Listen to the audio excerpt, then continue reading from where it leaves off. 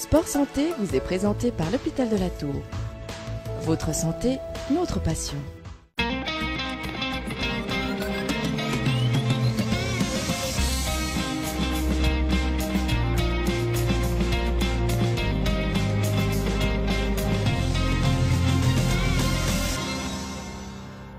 Salut à tous, bienvenue, merci d'être avec nous dans ce magazine Sport Santé, un Sport Santé aujourd'hui consacré aux doigts et aux poignets. Vous allez le voir, des doigts et des poignets qui sont bien souvent durement sollicités. Des explications tout de suite du chirurgien de la main, le docteur Grégoire Chic.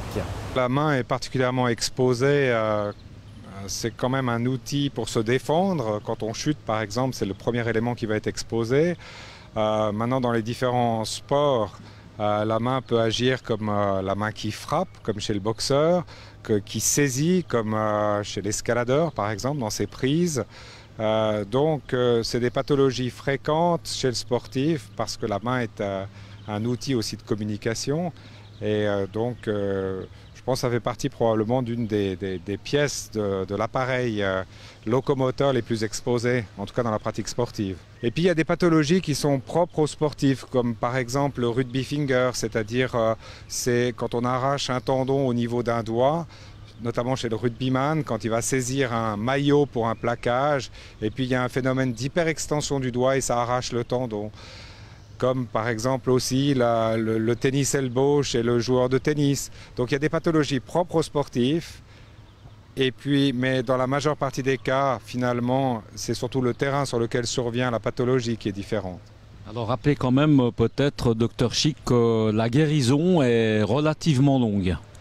Alors oui, surtout pour les pathologies des doigts, je pense aux entorses qui sont quand même très fréquentes, elles sont souvent négligées.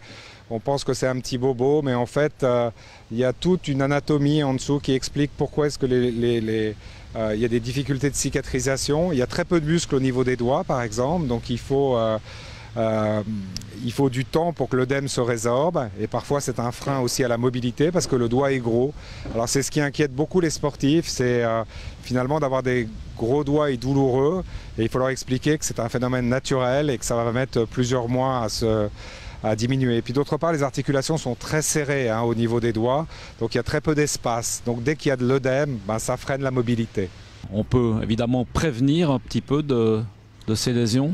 Alors oui, je pense que chez le sportif, qu'il soit de loisir ou de haut niveau, je pense à des préparations physiques particulières. Par exemple, l'escaladeur doit être particulièrement réhydraté avant de commencer à grimper.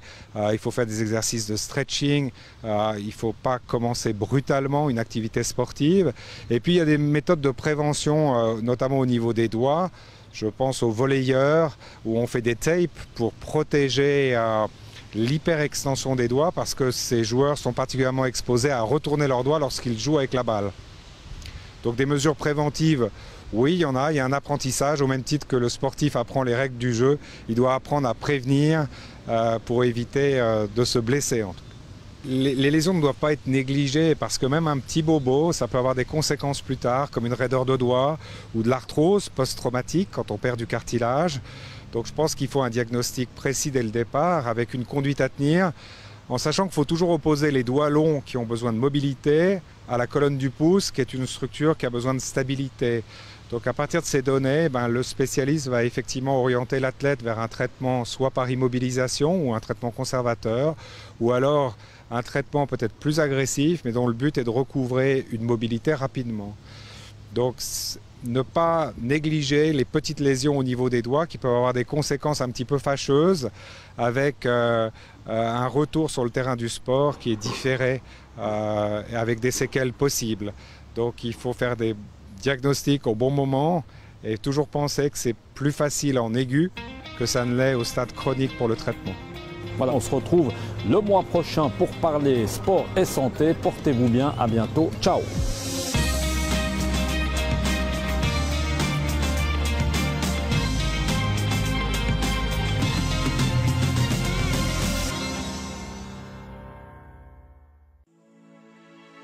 Sport Santé vous a été présenté par l'Hôpital de la Tour.